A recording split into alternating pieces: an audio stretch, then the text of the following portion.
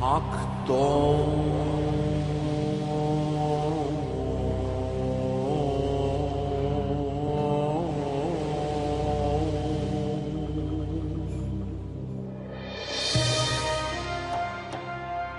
Kul Himmet, Alevi ve Bektaşi toplumunun ulu ozanı. 16. yüzyılda yaşadı. Alevilik inancının nesilden nesile akmasını sağladı. Şiirler yazdı, yazdıkları bestelendi. Hayatı çileliydi. Kaçmak zorunda kaldı. Hasret çekti. Zindanlarda yattı. Ve tüm bunların nedeni dönemin şartlarına uymayan inancıydı. Hayatı Tokat'ın Almus ilçesine bağlı Görümlü köyünde başladı. Bir gün aynı zamanda mezarının da olacağı yerde.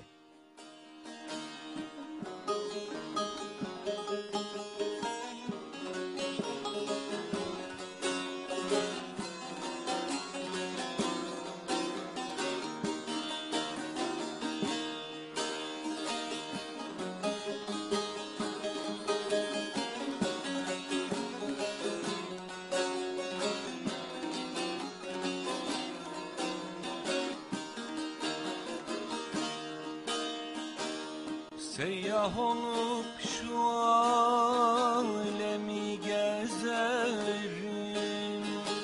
seyyah olup şu alemi gezerim. Bir dost bulamadım, gün akşam oldu, gün akşam oldu. Kendi efkarımca yar yar okur yazarım. Bir dost bulamadım, gün akşam oldu.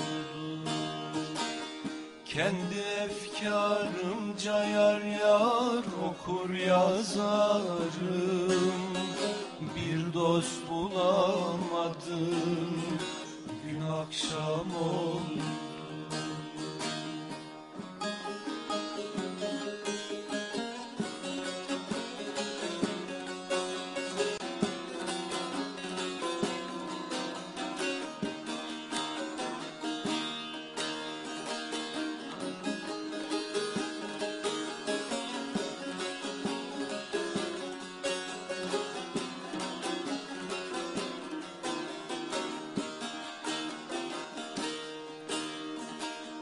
Bilmem amelimden, bilmem özümden, bilmem amelimden, bilmem özümden. Akıttım kanlı yaş iki gözümden, iki gözümden. İki elim kalkmaz kalkmaz oldu dizimden. Bir dost bulamadım, gün akşam oldu. İki elim kalkmaz kalkmaz oldu dizimden. Bir dost bulamadım, gün akşam oldu.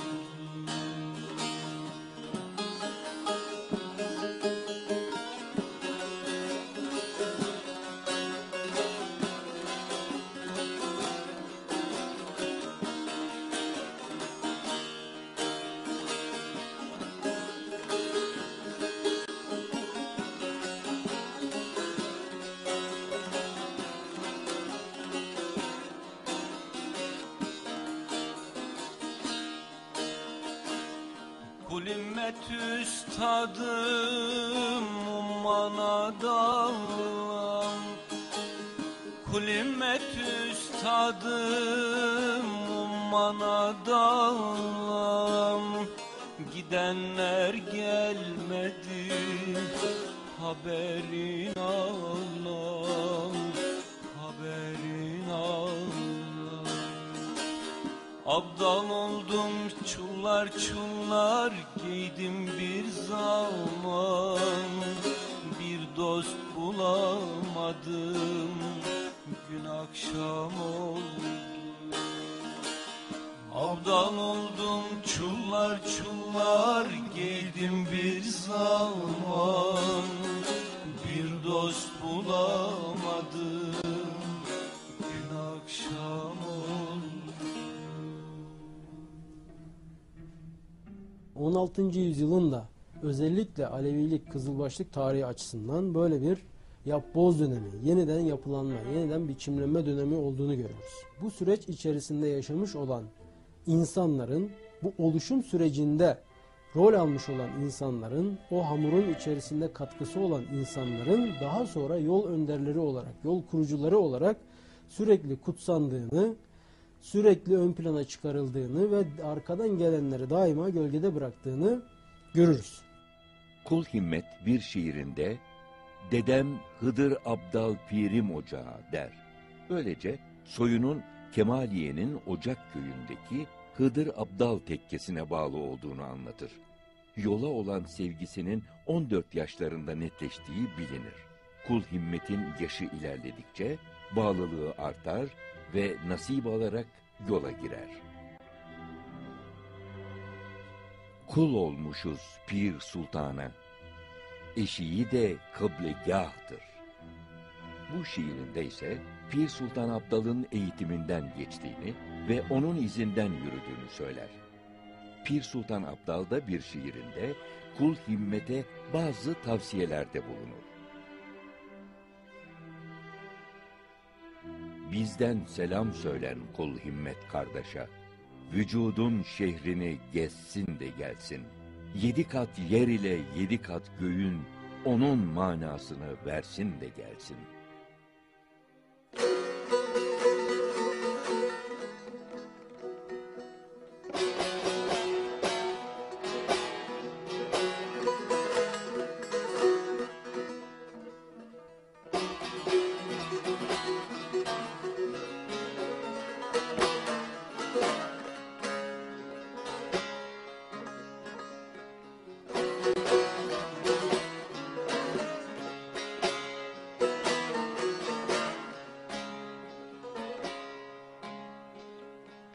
Sabahın seher vaktında, sabahın seher vaktında Ali gördüm Ali'yi, eğildim niyaz eyledim.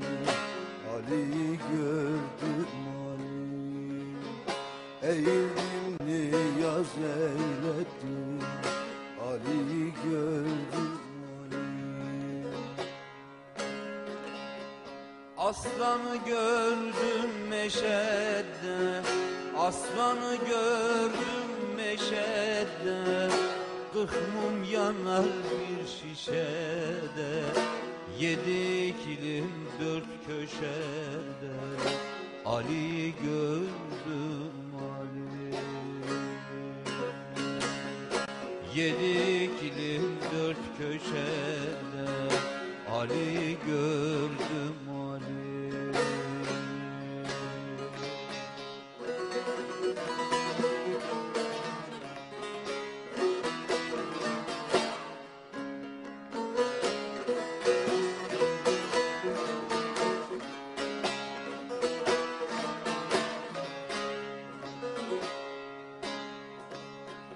Aslanı gördüm çağında, aslanı gördüm çağında, açılmış cennet bağında, Musa ile Tur dağında, Ali gördüm Ali.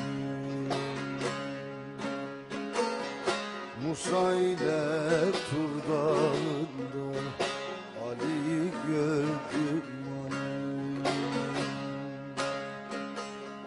Cennet kapısında duran, cennet kapısında duran, kilidin mührünü vuran, Yezide kılıcın çalan, Ali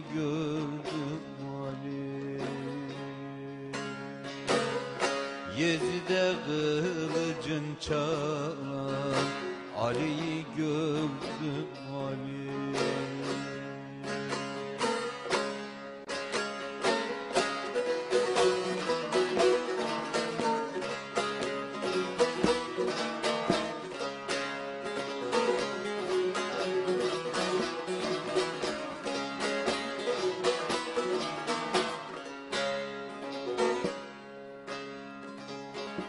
Yüce dağlar coşkun coşkun, yüce dağlar coşkun coşkun, kul himmetim aşka düşkün, cümle yerden erden üstün, Ali gördüm Ali.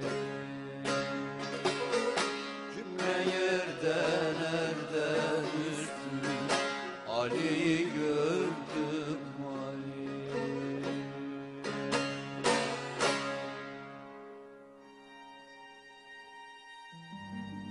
Alevi Bektaşi irfanında kanaat önderliği, manevi önderlik, tasavvuf önderliği, ruhani önderlik daima şairlikle beraber gider.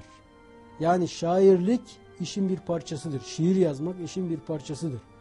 O irfana girdiğiniz zaman, o dünyaya girdiğiniz zaman siz de bir şair olursunuz. Derdinizi şiirlerle ifade edersiniz. Çünkü artık o dünyanın kendi içinde evrenselleşmiş olan bir takım rumuzlu ifadeler vardır. Bazı hakikatleri, inanç hakikatlerini ancak o rumuzlu ifadelerle anlatabilirsiniz. Daha fazla ileriye gidemezsiniz. Belki daha fazla da kelama dökemezsiniz. Kaynaklardan kul himmetin idam edilmediği anlaşılır. Fakat uzun yıllar kaçak hayatı yaşamıştır. İzini belli etmeden gizli saklı yaşamak ağır duygular yükler omuzlarına. Ailesi ve sevdikleri hep uzaklardadır. Hasret ve sıkıntı her zaman yanındadır. Kahpe felek, sana ne ettim, neyledim? Attın gurbet ele parelerimi. Ahirinde beni sıladan ettin. Bulunmaz derdimin çarelerini.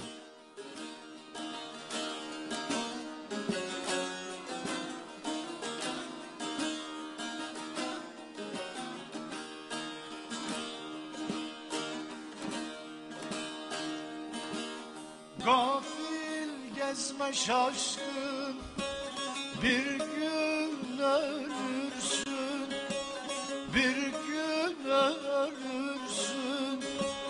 Dünya kadar malın yalim yalim, yalim yalim, yalim yalim, yalim yalim. Olsa ne fayda söyleyen dillerim, söylemez olur bülbül gibi dilim. Olsa ne fayda, olsa ne fayda.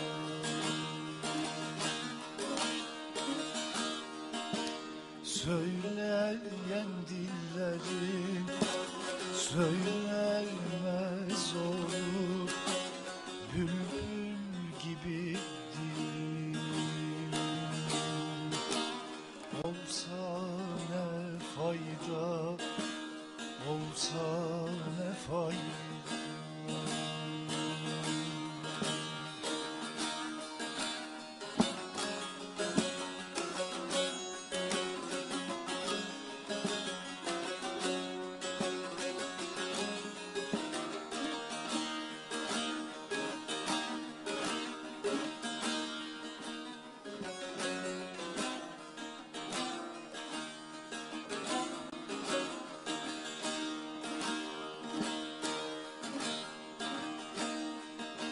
Sen söylersin sözü, içinde sözüm var. Heyecan sözüm var. Çağırsın çırparsın yalim yalim, yalim yalim, yalim yalim, yalim yalim. oğlum kızım var. Şu dünyada 3-5 arşın bezim var. Tüm beldesten senin olsa ne fayda, olsa ne fayda.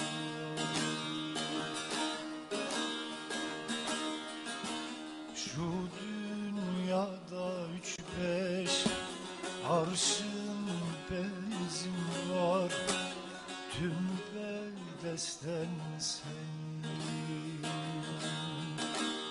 olsa ne fayda, olsa ne fayda.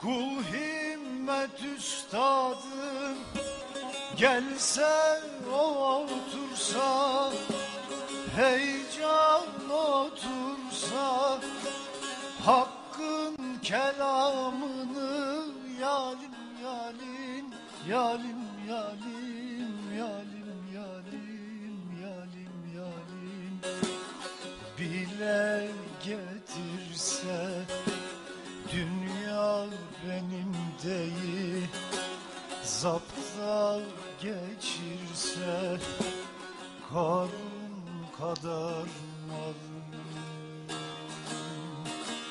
olsa ne fayda, olsa ne fayda.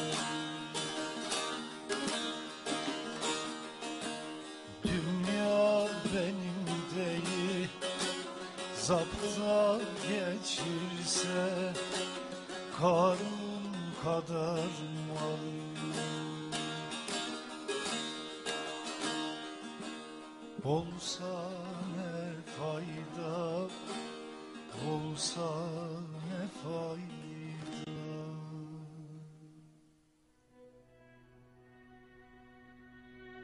Şahinime yolumu eyledim teslim, aslımız Şah-ı Erdebil'den gelir.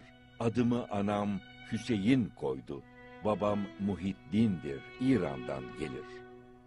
Kula himmet eyledi Şeyh Safi, kula inanmayan Mervan'dan gelir. Ondan sonra adım oldu kul himmet, evliya yolu 40'lardan gelir. Bu şiiriyle asıl adının Hüseyin olduğunu söylüyor. Ayrıca kul himmet mahlasını sonradan edindiğini, soyunun Erdebil'den geldiğini, yolun inceliklerini oğlu Şahin'e öğrettiğini de. Ünü her yana yayılmıştı kul himmetin. Fakat bir gün kötü niyetli birisinin ihbarıyla yakalanıp tutuklandı. Ölümüyle ilgili kesin bilgiler olmamakla beraber uzun süre kaçak yaşadı. Köyüne döndükten sonra da öldü. Çocukları ve torunları korkudan mezarının yerini uzun süre gizlediler. 19. yüzyıl şairlerinden Küstahoğlan'ın ondan bahsederken makamı sır olan koca kul himmet demesinin nedeni de işte budur.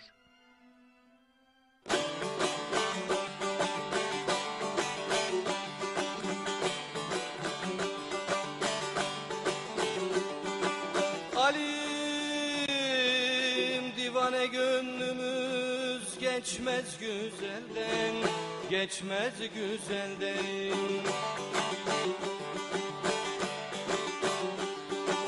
Mihrin yer eyledi tenden ya Ali, tenden ya Ali.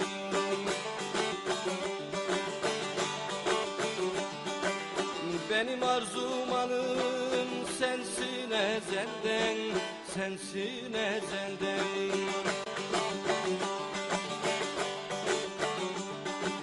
Gitmez muhabbetin candan ya Ali.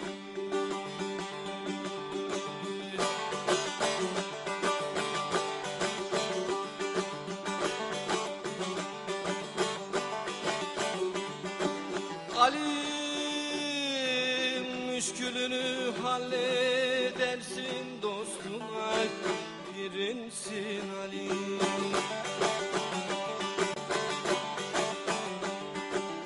Çağırdıkça erişirsin düşküne, pirinsin Ali.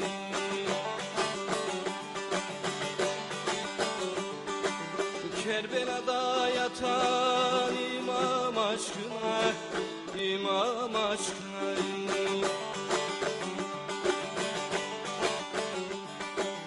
Şefaat umuyorum senden ya Ali.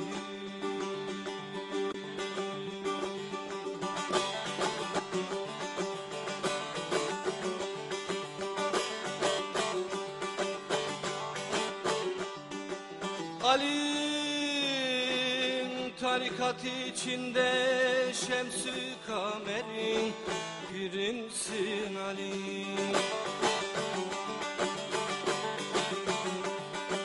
Hakikat içinde Zat-ı Kemal'in pirinsin Ali.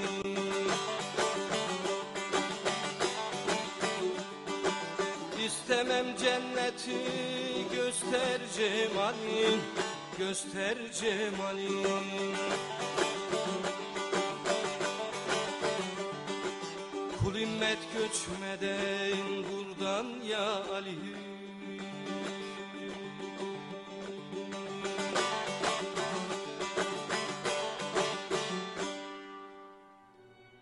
Bu nefesler didaktik eserlerdir. Yani öğretme amacıyla yazılmış eserlerdir. Yolun erkanını, adabını, inanç esaslarını taliplere öğretmek için yazılmış, nazım şeklinde, şiir şeklinde yazılmış eserler. Ozanlık genellikle manevi bir işaretle başlardı. Bu arayış bir pire ulaşmakla sürerdi.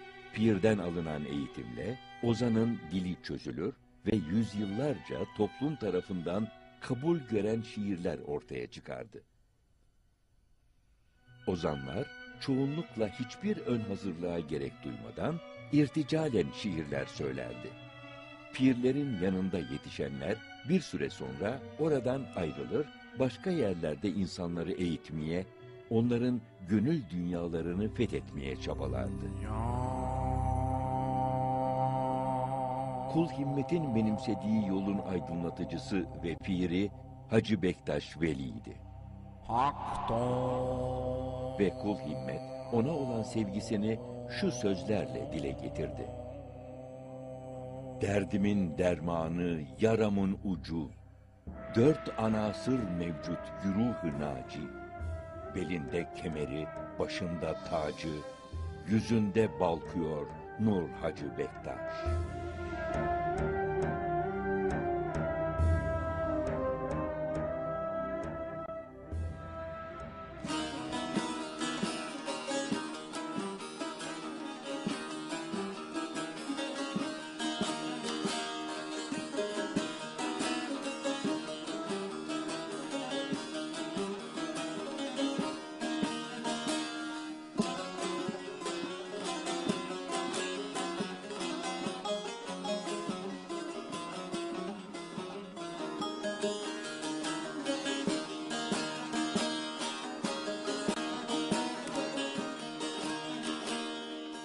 Sabah her seher ötüşür kuşlar, Allah bir Muhammed Ali diyerek, Allah bir Muhammed Ali diyerek. İmam Zeynel parelendi bölündü, ol İmam Bakır'a yüzler sürüldü. Cafer-i Sadık'a erkan verildi, Allah bir Muhammed Ali diyerek, Allah bir Muhammed Ali diyerek. Gönül kuşu kalp evinde yuvası, Virdimize düştü şahın avazı, Kazım Musa Ali Rıza duası. Allah bir Muhammed Ali diyerek, Allah bir Muhammed Ali diyerek.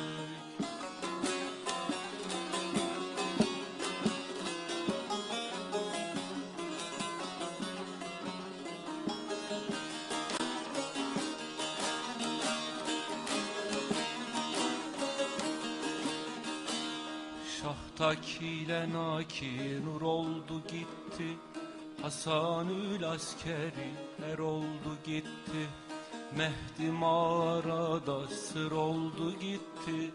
Allah bir Muhammed Ali diyerek, Allah bir Muhammed Ali diyerek.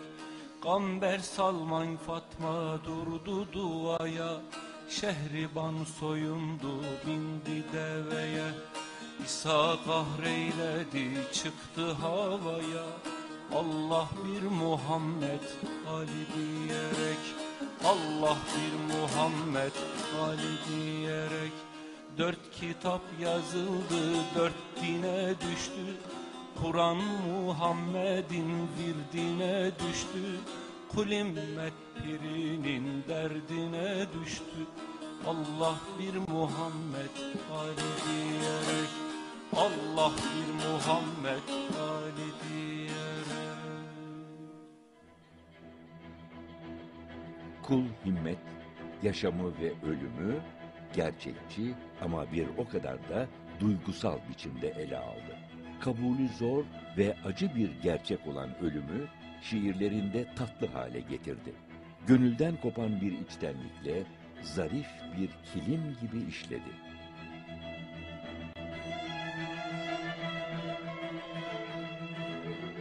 Kul Himmet'in eserleri incelendiğinde Allah bir nurdur. Hazreti Muhammed, Hazreti Ali ve İnsan-ı Kamil o nurun ışın demetlerinden meydana gelmiştir. Kainat, ilahi nurun tecellisinden oluştuğu düşüncesiyle işlenmiştir. Kul Himmet, Duvaz-ı İmam denilen 12 imamın isimlerinin geçtiği şiirler yazdı. Böylece Ehl-i Beyt'e olan sevgisini dışa yansıttı. Bu durum, Kul Himmet'in Hak, Muhammed, Ali yoluna karşı olan düşkünlüğü ve sonsuz bağlılığını da gösterdi. İsim verilmeden cümle aleme, Hutbe-i Duvaz'da imam yazıldı. Hak buyurdu, levh üstüne kaleme, Hutbe-i Duvaz'da imam yazıldı. İncil, Tevrat, Zebur, Kur'an ey hoca, yer altında dersin verildi hece. 4 kitap indi de ta uçtan uca, Hutbe-i Duvaz'da imam yazıldı. Daha Adem gelmemişti cihana, İblis ile buğday oldu bahane. Adem'e öğretti ol Havva ana, Hutbe-i Duvaz'da imam yazıldı.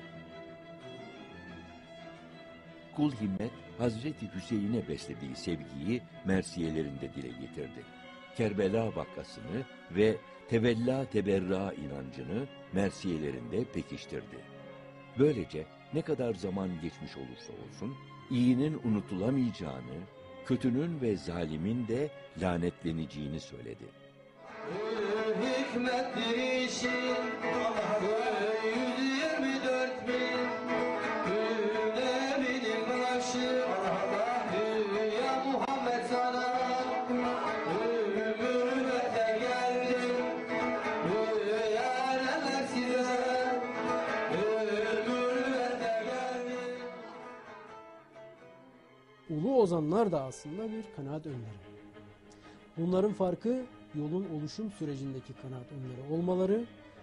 O yüzden de onların sesi halen duyuluyor.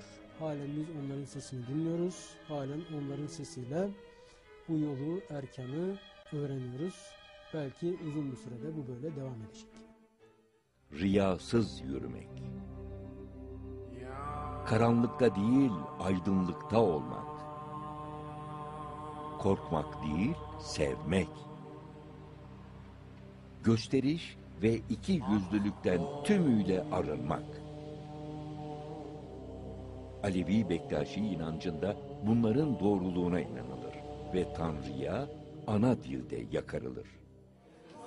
Esirgeyen ve bağışlayan Allah'ın adıyla. Allah Allah, Bismillah Allah Allah. Allah Allah, Bütün canlıları sudan yarattı. Allah Allah, Allah her istediğine şifa verir. Allah Allah. Selamullah ala İmam Hüseyin. Ya Hüseyin, Selamullah ala evladı İmam Hüseyin. ya Hüseyin. İki cihan Muhammed Mustafa aşkıyla yürü yürü, yürü yürü, Şah-ı Velayet aşkıyla yürü yürü, yürü yürü, 12 Muhammed aşkıyla yürü yürü, Kerbela şehitler aşkıyla. Kul himmet, aşk üzerine kurulu evrensel bir inanç içinde bütün insanlığa bir gözle bakar. Bu yüzden aşkı en kutsal anlamıyla ele alır. Nefeslerinde özellikle ilahi aşk konusunu ön plana çıkarır. Ademoğlu şu cihana gelince kuru ağaçta gül bitmiş gibidir. Kamil olup 10 yaşına gelince yükünü kumaştan tutmuş gibidir. Kul himmet için ilahi aşk şarabından içmek ve benlikten sıyrılmak önemlidir. Kul himmet işte bu yüzden ve bir bütün içinde Alevi Bektaşi toplumu için değerlidir. Ve işte bu nedenle yüzyılları aşıp günümüze kadar gelmiştir.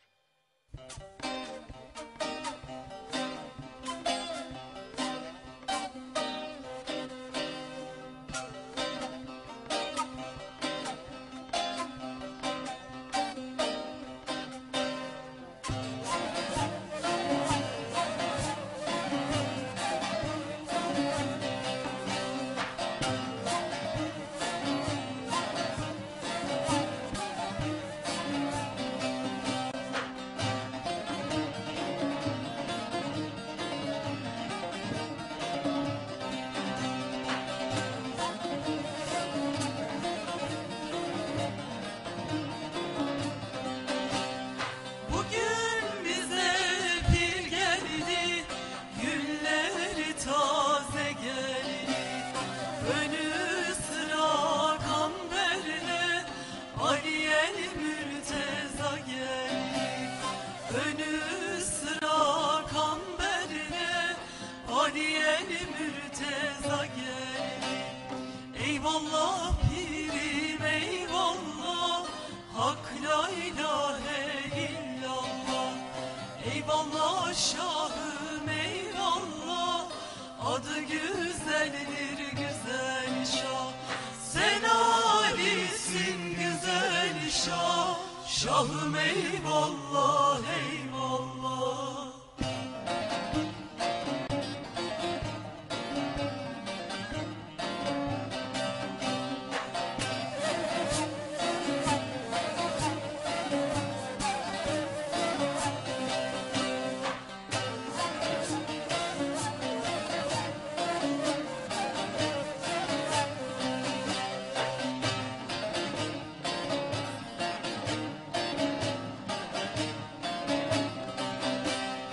Ali bizim şahımız, Kabe kıblegahımız. Miraç'taki Muhammed, o bizim padişahımız. Miraç'taki Muhammed, o bizim padişahımız. Eyvallah pirim eyvallah, Hak la ilahe illallah. Eyvallah şahım eyvallah, adı güzeldir güzel şah. Sen Ali'sin güzel şah, şahım eyvallah eyvallah.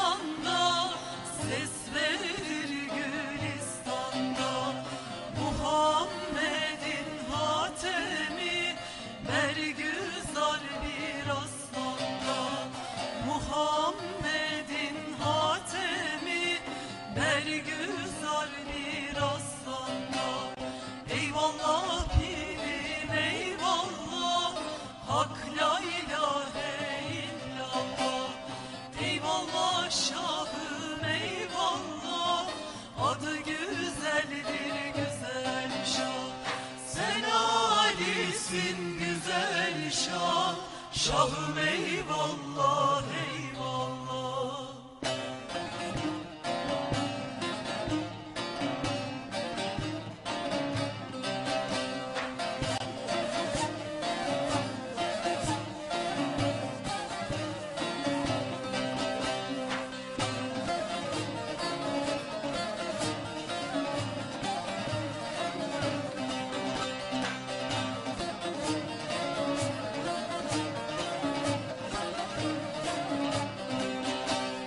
Kul himmet üstadımız, bunda yoktur yadımız.